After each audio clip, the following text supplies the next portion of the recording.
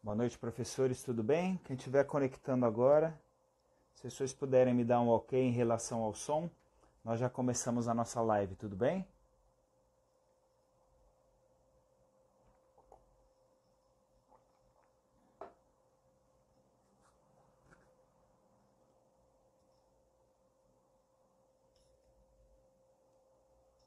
Boa noite, pessoal que está entrando agora. Natália, vocês estão me escutando bem?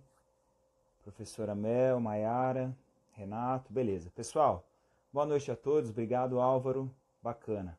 Muito obrigado pela presença de vocês, pelo segundo dia da Semana do Joelho do Lepês. Eu fico muito feliz com a quantidade de pessoas envolvidas com a nossa Semana do Joelho, onde a ideia está sendo compartilhar com vocês um pouco do que o Lepês já fez sobre esse tema, sobre aulas, cursos, palestras, workshops, sobre lesões, sobre intervenções em relação à articulação do joelho, patologias musculoesqueléticas de maneira geral.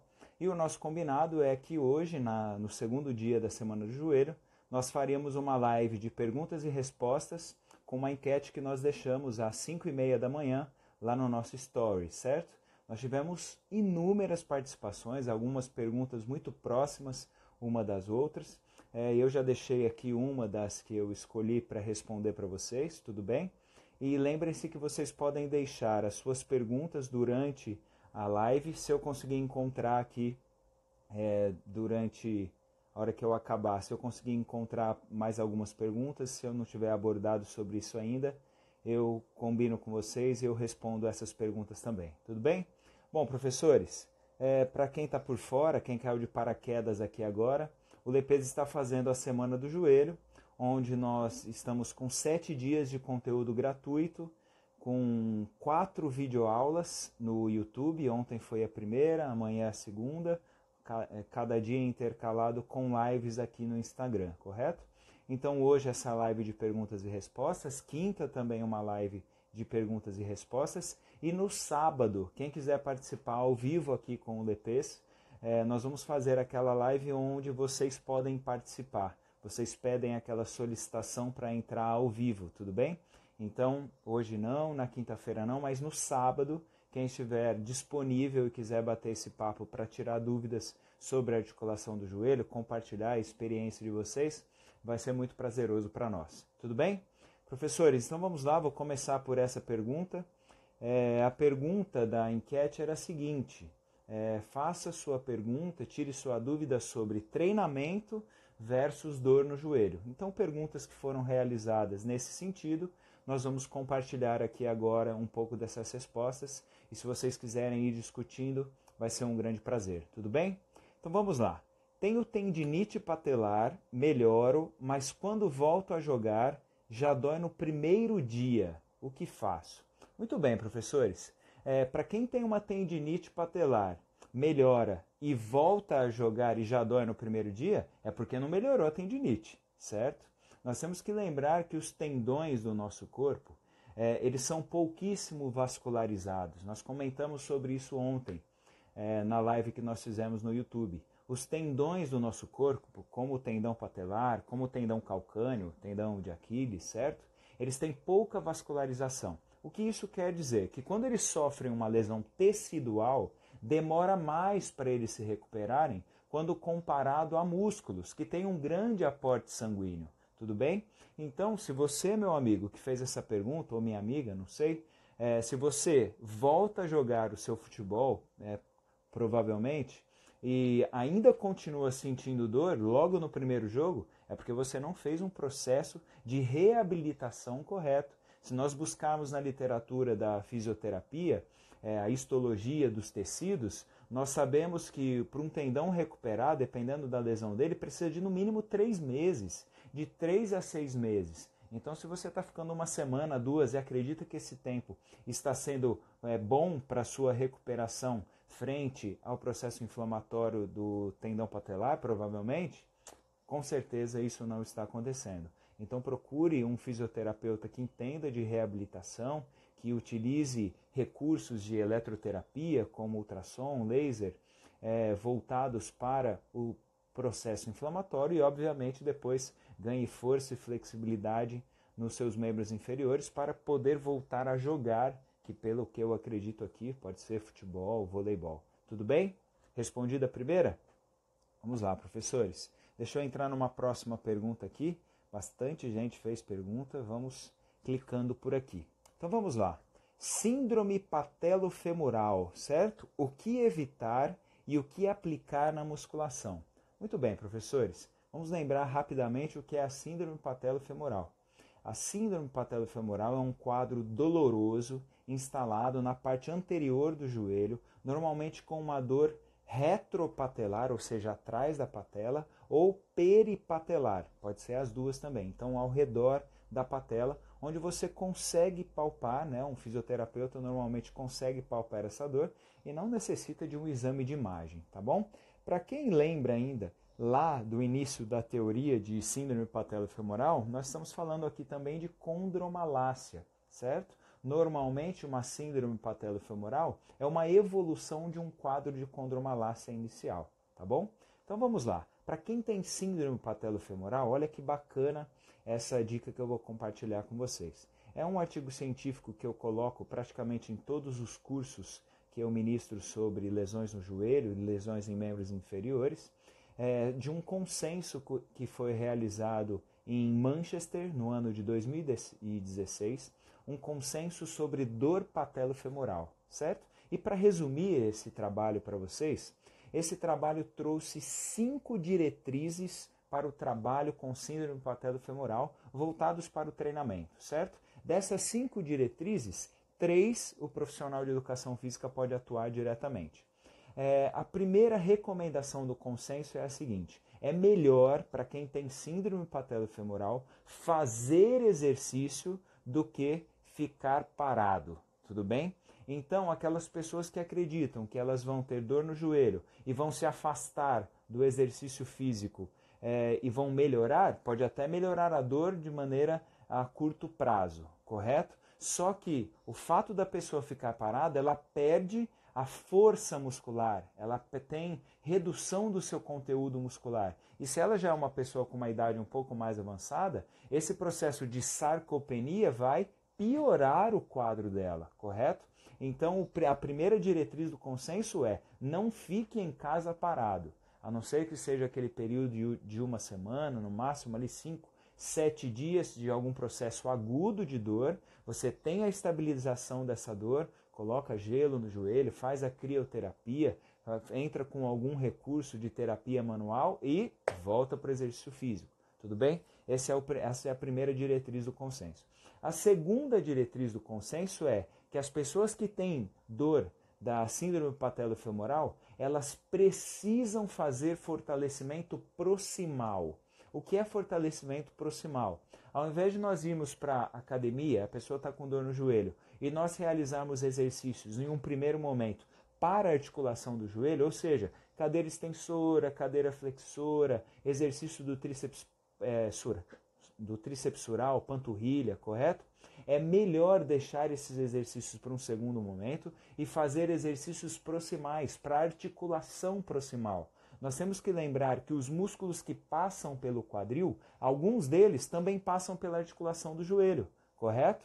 Então vamos pensar assim: se eu fizer uma flexão do meu quadril com o meu joelho completamente estendido, quais músculos estão atuantes? Diversos músculos, né? 8 de maneira específica, mas pensando no reto femoral e no sartório, os dois atuam na articulação do quadril, fazendo flexão do quadril, só que também eles passam pela articulação do joelho. Então o reto femoral é um extensor e o sartório é um flexor do joelho, correto? São funções secundárias ali do sartório.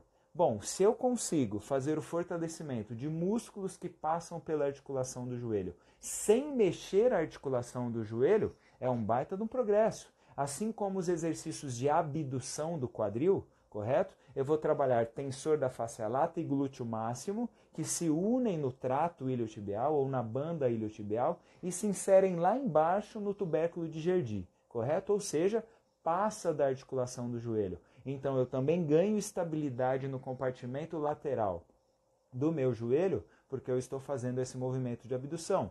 Se eu fizer movimento de adução do quadril, de fechar uma perna em direção à outra, também com o joelho em extensão, certo? Eu trabalho o único músculo adutor que passa da articulação do joelho, que é o grácil, correto? Ele sai lá do ramo do pubis e se insere lá na pata de ganso. Então, se eu fizer com o joelho em extensão, eu ativo bastante o grácil.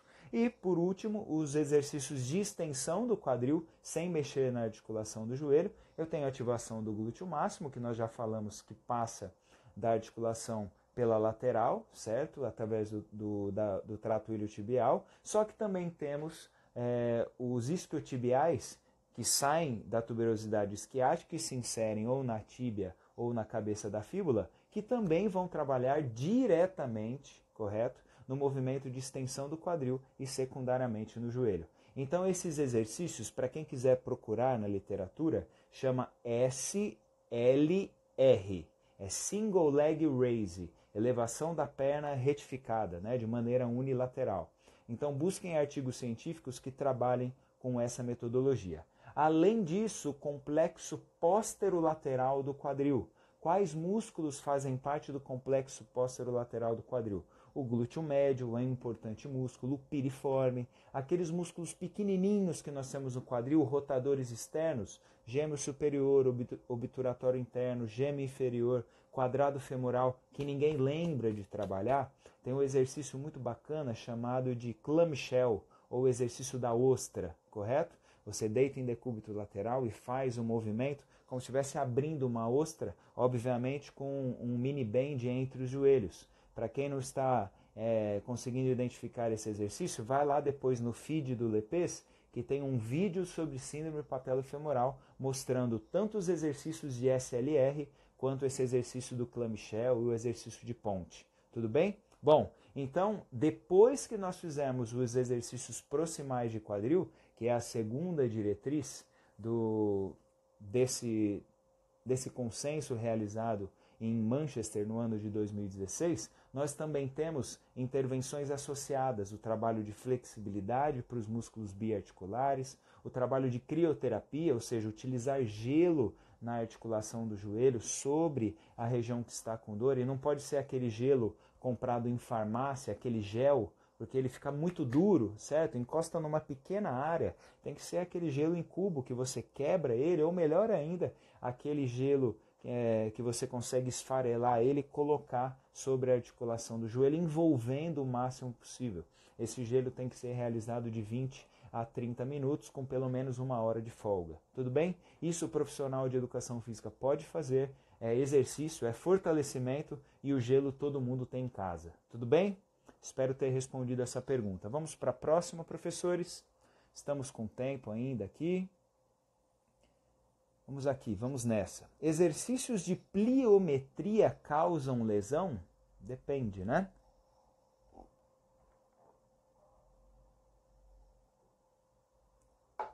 Então, o que são exercícios pliométricos, pensando em joelho e em membros inferiores?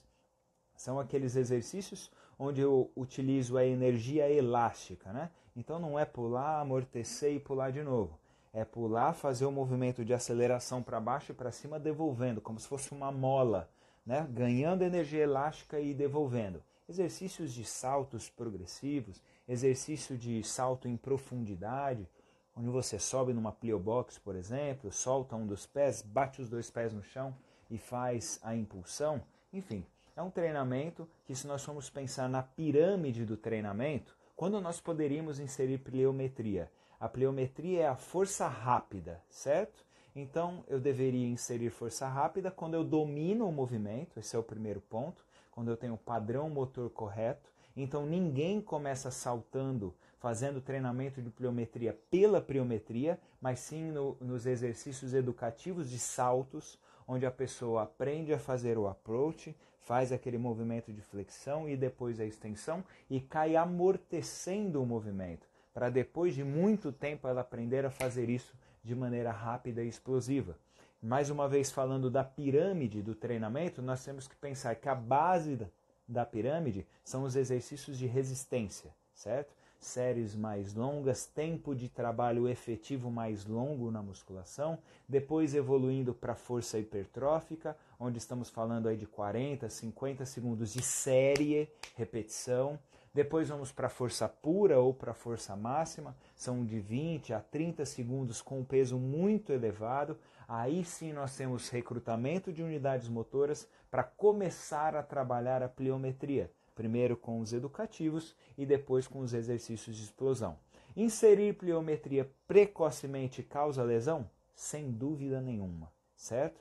Não podemos esquecer daqueles famosos artigos de plataforma de reação, plataforma de força, quando tem um tapete no chão, eu tenho 80 quilos, eu passo caminhando nesse tapete e mostra que a pressão do meu pé sobre o chão teve uma devolutiva em torno de 30% a mais do meu peso corporal, certo? Então eu teria a cada passada andando em torno a 5 km por hora, uma pessoa que pesa 80 quilos estaria com 104 quilos a cada pisada. O simples fato de correr, isso já triplica o peso corporal, porque agora tem a fase aérea, correto? Então uma pessoa de 80 quilos vai correr com 240 quilos de impacto sendo devolvido do solo. E se isso é de maneira pliométrica, num salto em profundidade, se nós pegarmos as referências do salto triplo, que chega até 13, 17, né, eu já vi um artigo científico, vezes o peso corporal, não é interessante trabalhar pliometria, principalmente com pessoas que têm o histórico de lesão ou que são sedentárias, têm pouca experiência de treinamento, principalmente o treinamento de força, sem o padrão motor. Tudo bem? Espero ter respondido essa para vocês, pessoal. Vamos a mais uma pergunta aqui. Tem bastante, né? Ainda bem, muito obrigado.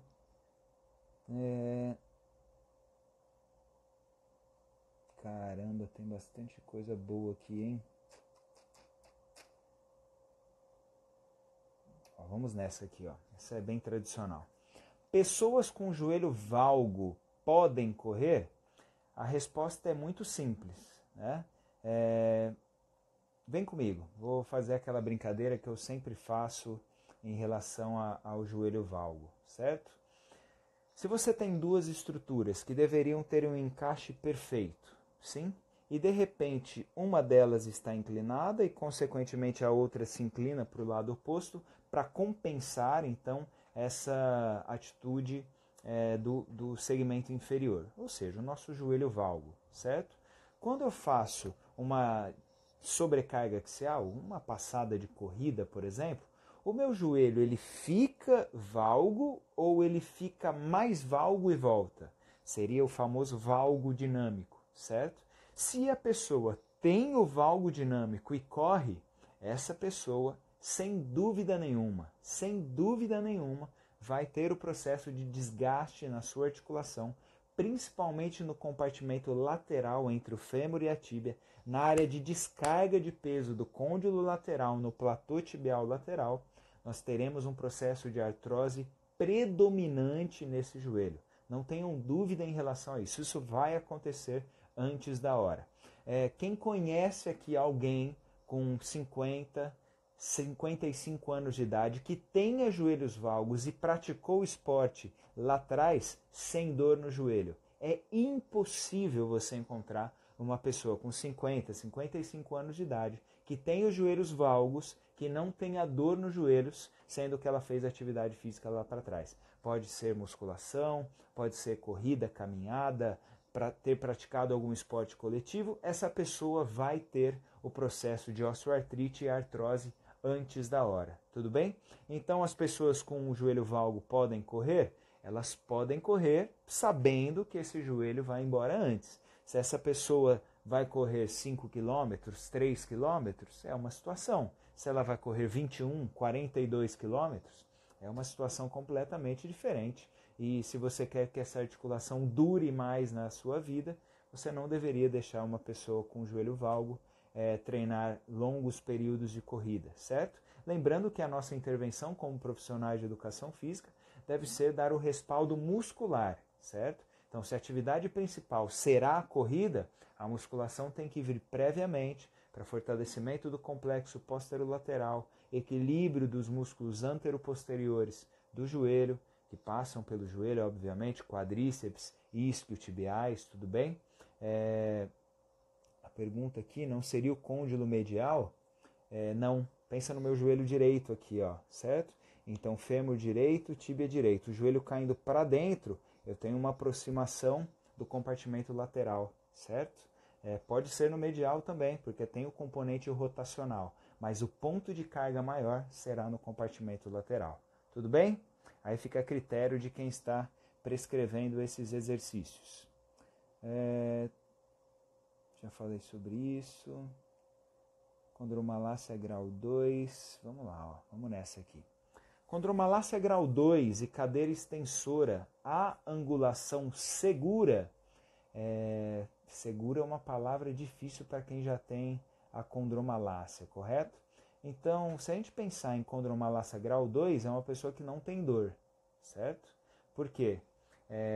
O grau 2 da condromalácia é o processo onde está começando a formar vilosidades por desidratação da cartilagem do joelho. Então a pessoa não pode ter dor ainda. No grau 3, onde começa essas vilosidades ficarem muito profundas, e no grau 4, que desnuda o osso subcondral, aí tem bastante dor, correto? E lá na cadeira extensora nós temos um problema, né, que é a cadeia cinética aberta. É um dos temas que o Lepez vai falar nos vídeos do Lepez na prática em breve, né, já está programado no nosso cronograma. Então, quando a pessoa vai para a cadeira extensora, ela não tem a ação, igual lá no leg press, igual no agachamento, da cocontração dos isquiotibiais, correto? Os isquiotibiais eles ficam em relaxamento quando nós estamos na cadeira extensora. Então, o que os isquiotibiais fazem no leg press e no agachamento, já que eu citei esses dois exercícios? Eles seguram a tíbia posteriormente, diminuindo a translação anterior, certo? Então, quando eu estou agachando, apesar de não ser um exercício específico para o fortalecimento de isquiotibiais, certo? Ou de isquiosurais, podem chamar como vocês quiserem, eu tenho essa tração da tíbia para trás porque os isquiotibiais estão contraindo. Na verdade, eles estão alongando na articulação do quadril e aproximando na articulação do joelho, certo? Então, eles conseguem se manter ativos ali numa certa isometria, controlando esse movimento de translação anterior da tíbia. Já na cadeira extensora, isso não acontece. Então, a tíbia ela tem uma aproximação, um deslizamento maior anterior, porque a única musculatura que está atuante lá na articulação do joelho, não os isquiotibiais, mas o quadríceps. A tuberosidade da tíbia que está sendo puxada para cima, ela quer levar a tíbia cada vez mais para cima e para frente. Agora, pensando em angulação, se vocês buscarem artigos científicos da área de fisioterapia, vocês vão ver que entre 30 e 60 graus, a patela tem uma boa área de contato com a fossa patelar, sim? Entre 30 e 60 graus. Então, pensa o joelho completamente estendido, 0 graus. Vai flexionando 30 graus até 60 graus. Seria uma área de maior contato entre a patela e o fêmur. Quanto maior o contato entre as estruturas ósseas, menor é a sobrecarga, certo? É aquela brincadeira que eu faço nos cursos. Imagina que você está com uma caneta na mão. Aí você vem com a parte da caneta que não escreve, com a bundinha da caneta, e pressiona 5 kg de força na palma da sua mão, certo? Essa é a área que você está aplicando os 5 kg. Agora inverte, põe a ponta da caneta na sua mão e aperta 5 kg. Concorda que parece que 5 kg não são mais 5 kg? A dor será muito maior quando você estiver com a ponta da caneta. Mas qual foi a diferença? Apesar de ser 5 kg também, a área de contato. Ou seja, quanto menos a patela encosta no fêmur, pior é a área de contato. Consequentemente, maior vai ser a compressão e o cisalhamento, certo? Então, a fisioterapia, se vocês buscarem isso na literatura, o fortalecimento com graus seguros, eles vão falar entre 30 e 60 graus. Não podemos esquecer da funcionalidade. Será que isso vai trazer funcionalidade?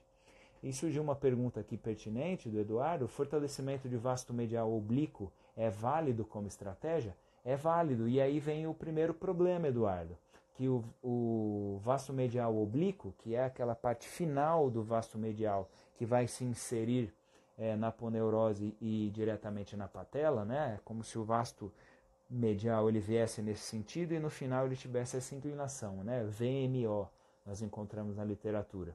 Ele é mais fortalecido nos 30 graus finais da cadeira extensora. E se a pessoa já tem dor, se já tem uma condromalácia grau 3 e 4, será que vale a pena? É por isso que é tão bom nós termos tantas opiniões profissionais, né? Se existisse uma verdade só, bastava seguir uma pessoa só, seguir um Instagram, seguir um pesquisador, que você teria todas as respostas. Assim como agachamentos. Tem pessoas que defendem o agachamento profundo e trazem alguns artigos científicos defendendo isso, e tem pessoas que defendem aquele agachamento que não é o parcial. Não precisa ser nem 90 graus e nem 140. Por que não 115, 120? Certo? Então, ainda bem que nós temos pesquisadores diferentes, pessoas que gostam de estudar sobre esses temas e que conhecem a opinião de cada um desses caras que publicam tudo para nós. Tudo bem? Espero ter respondido bem essa questão aí para vocês, tá bom? Olha essa aqui. Essa eu gosto, hein? Então, vamos lá. Treinar sem aquecer realmente é prejudicial para as articulações? Sim, a resposta é sim, certo? Então, quem aqui na live tem mais do que 40 anos de idade, certo? Levanta a mão assim, quem tem mais do que 40 anos de idade. Quem tem mais do que 40 anos de idade vai entender o que eu estou falando, sim? Hoje, depois de umas 8 horas de sono, uma delícia, né? As pessoas que têm 40 para cima, eu não tenho ainda, certo? Mas já sinto esse tipo de dor. Eu acordo, dou aquela espreguiçada boa na cama, a hora que eu coloco os meus pés no chão e descarrego o peso do meu corpo sobre as articulações do joelho, eu falo o primeiro do dia, certo? Ó, tem bastante gente aí levantando a mão, colocando o joinha. É isso aí, pessoal. Os quarentões aí participando da live com muito orgulho, certo? Então, a hora que acorda, tem aquela dor, né, direto na articulação do joelho, no tornozelo também. Aí a gente sai da cama, certo? Marcos, Bebeto, é isso mesmo, quarentão, tá aí. Tem aquela dor na articulação, você sai meio escorando na cama, no armário, certo? Vai no banheiro, vai na cozinha, toma o café. A hora que você percebe, essa dor passou, certo? É verdade ou não é? Os quarentões aí podem falar sobre isso. Por que passa essa dor matinal? Essa dor matinal passa porque o nosso líquido sinovial não foi produzido durante a noite.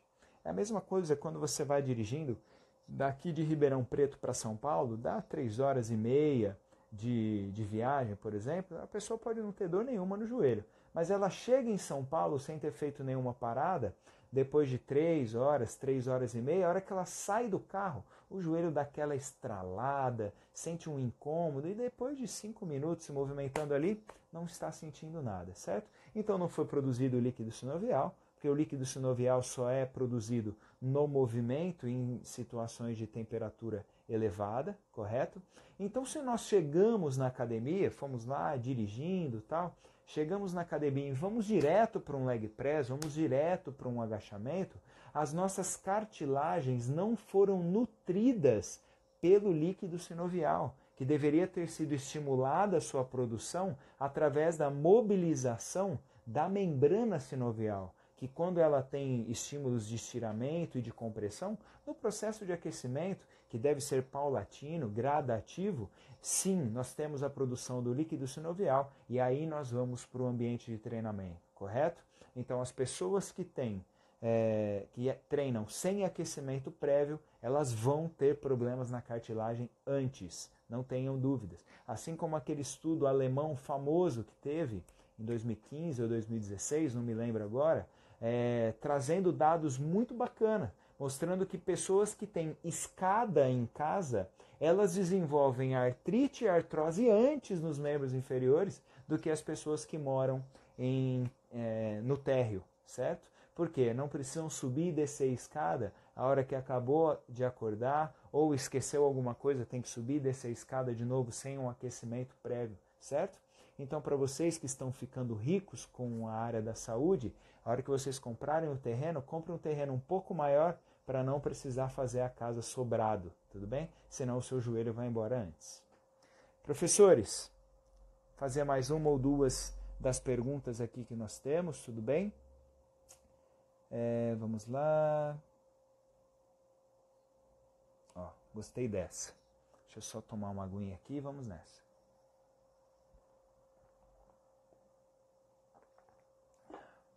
Vamos lá, professores. Quais são as precauções que devemos ter quando há remoção parcial ou total de menisco, certo? Então vamos lá. Vamos lembrar dos meniscos. Nós temos o menisco medial e lateral nos dois joelhos, correto? E eles têm ali algumas funções primordiais, sim? A primeira delas é melhorar a congruência entre fêmur e tíbia. Nós temos um côndilo no fêmur, né? 2 côndilos, na verdade, e um platô tibial. Ou seja, são estruturas que não são congruentes, não se encaixam bem. É mais ou menos uma situação parecida com essa. O que o menisco faz? Ele vem ali embaixo do côndilo e aumenta a área de contato do côndilo com o platô tibial, correto?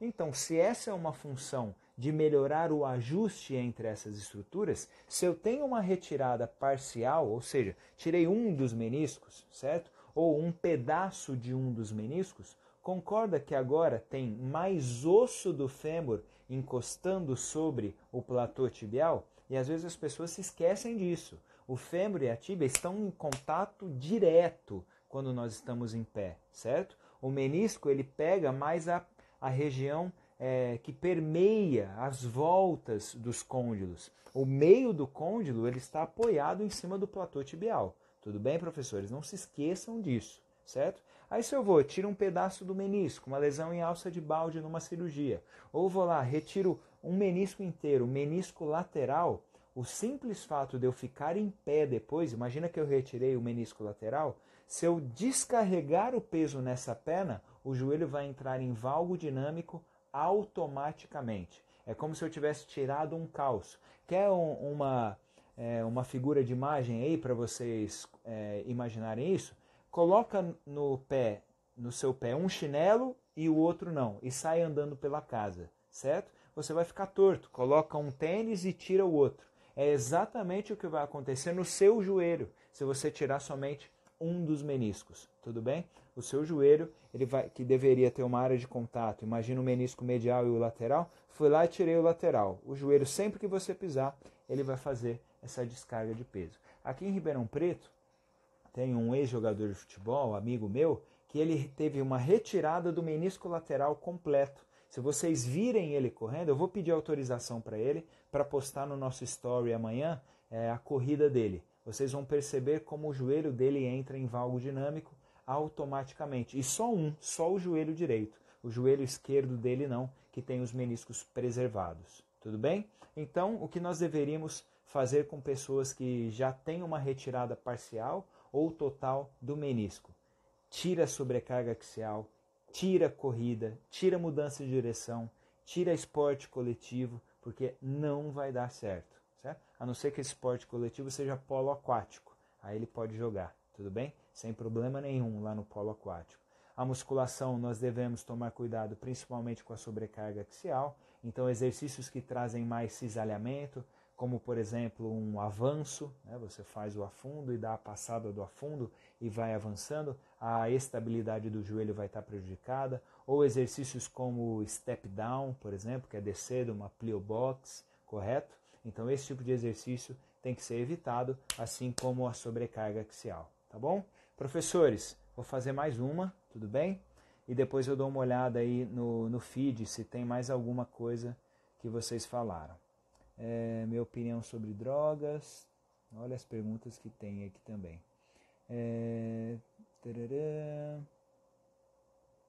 Já falei de tendinite patelar. Vamos acabar com essa aqui, professores. Sobre a crepitação, quais exercícios para melhorar e exercícios que devemos evitar, certo? Professores, a crepitação, se todo mundo colocar no joelho aí agora, então põe a sua mão assim, envolvendo a sua patela, correto? Quem está na cama, quem está no sofá, onde você estiver. e faz um movimento de extensão e flexão do joelho de maneira suave, certo? Sem ser muito brusco. Então estende e flexiona. Levanta a mão aí, quem teve uma crepitação no joelho, certo? Levanta a mão aí para mim.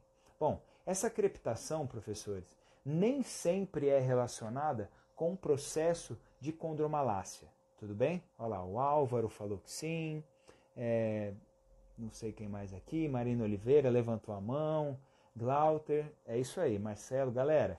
Essa crepitação, ela é normal. Se vocês fizerem isso quando o seu joelho, Tom, Bianca, agora todo mundo vai levantar a mão, né, pessoal? Professora Maiara, Fabrício e por aí vai. Se vocês fizerem essa movimentação depois de terem caminhado uns 5, 10 minutos, percebam que essa crepitação ela tende a diminuir, certo? Então era nada mais do que nós termos ali a hidratação da nossa cartilagem, tanto da fossa patelar quanto a cartilagem da patela, certo? E esse contato entre elas está nutrido e, consequentemente, diminui essa crepitação. Não existe um exercício que vá diminuir a crepitação, porque a crepitação vai acontecer sempre que ocorrer a flexão e a extensão do joelho. Se tiver mais aquecimento no joelho, menos crepitação. Se tiver frio, acaba de acordar amanhã, lembra de fazer esse movimento mais uma vez. Vai sentir mais crepitação, tudo bem? Então não existe um exercício específico. O que nós devemos evitar para quem tem crepitação no joelho? Excesso de exercícios que envolvam a articulação extensora do joelho, certo? Então os músculos extensores do joelho. Então imagina aquela pessoa que vai para a academia, faz agachamento, afundo, leg press, extensora, búlgaro e mais um de quadríceps, sumô, certo? 6. Aí depois vai lá e faz flexora e stiff. Faz 6 exercícios que trabalham a cadeia extensora e 2 exercícios que trabalham a cadeia flexora. Concorda que essa desproporção de exercícios, de produzir força para frente, de estender o joelho, está muito irregular? É claro que essa pessoa tem maior, então, predisposição a desenvolver crepitações, condromalácia, síndrome patelofemoral, porque o treino não está equalizado, tudo bem? Agora, se nós pensarmos numa divisão correta, lembrar que o quadríceps tem em torno ali de 30% a mais de força do que os isquiotibiais, por que nós vamos fazer então 4, 5, 6 exercícios para quadríceps e somente 2 para posteriores de coxa? Agora, peraí, quem precisa fazer 6 exercícios de quadríceps? Professores, quem precisa? 6 exercícios de quadríceps, vezes 3 séries para cada um, 18 séries. Nós estamos falando de indivíduos altamente treinados, em fases específicas de treinamento. Se nós olharmos lá nas recomendações da NASCA, da National Strength, nós estamos falando do nível mais elevado de séries na musculação. Para que chegar nesse nível, certo? Será que a culpa não é nossa de nós termos tantos alunos com dores nos joelhos? Tudo bem? Professores, vou dar uma olhada aqui no feed, né, para ver se teve mais alguma coisa. No caso de ligamento cruzado rompido, só melhora com cirurgia ou não? Coquinho Futsal. Meu amigo, é o seguinte, o ligamento cruzado anterior é o principal ligamento do joelho. 90% das pessoas que rompem o cruzado anterior não conseguem realizar as funções que o joelho realizava antes. Então, se você quer voltar a jogar futebol, existe aí então 90% de chance de você precisar de uma reconstrução do ligamento cruzado anterior, certo? Senão, o seu joelho vai continuar com subluxações, luxações e você vai aumentar a sua área de lesão. Bastante gente levantando a mão aqui. Crepitação. A crepitação não é causa de condromalácia, pessoal. Já falei, pode ser somente a redução da hidratação. Quando a limpeza do menisco tem também essa preocupação durante a fase, acredito que você está falando, professor Alan, daquelas cirurgias que eles falam que vão fazer uma limpeza no menisco, né? Eles vão lá, tiram alguma área pequena e fazem um polimento do menisco, sim? Os cuidados são os mesmos. Lembra que para uma cirurgia de menisco, normalmente, se é uma cirurgia simples como essa, em 30 dias a pessoa voltou a todas as atividades que ela já fazia antes, como jogar futebol, voleibol, sem problema nenhum. Adução do quadril, mais extensão e flexão de joelho e ou quadril. Tem boa ativação de vasto medial oblíquo? Eduardo, você está falando daquela opção de fazer uma adução na bola, por exemplo, e depois fazer a extensão do joelho? Existe uma ativação maior, mas nós não podemos associar ela a uma hipertrofia maior do vasto medial oblíquo. Tudo bem? O que tem na literatura de vasto medial oblíquo é 30 graus finais de extensão. Alguns autores sugerem que você faça uma força de adução junto da articulação do quadril, porque se nós lembrarmos da anatomia, os vastos mediais eles têm uma porção com inserção na aponeurose dos adutores. Então, teoricamente, se eu faço força de adução, eu tenho um pré-estiramento do vasto medial. E quando eu realizo a extensão, ele trabalharia mais. Mas isso é uma teoria, tudo bem? Ricardinho, tenho tendinite patelar, pratico futebol e futevôlei, e quando fortaleço com musculação, sinto mais dor no joelho. E que posso fazer para melhorar? Tenho 27 anos, corro risco de ter problemas ao andar? Ricardinho, é muito simples. Sua musculatura está ou trabalhando demais, ou você teve um início muito abrupto nas atividades.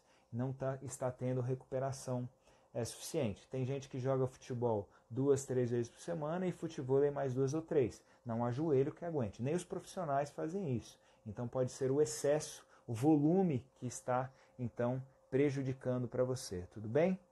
Bom, pessoal, vamos parar por aqui. Tem bastante gente que comentou. Eu fico muito feliz aí pela participação de vocês. Pessoal, eu vou deixar essa live salva, tudo bem? Se vocês gostaram dessa live, compartilhem com alguns amigos de vocês. Ela vai ficar lá no story do Lepês. Marquem os seus amigos. Eu acho bacana se vocês puderem fazer isso.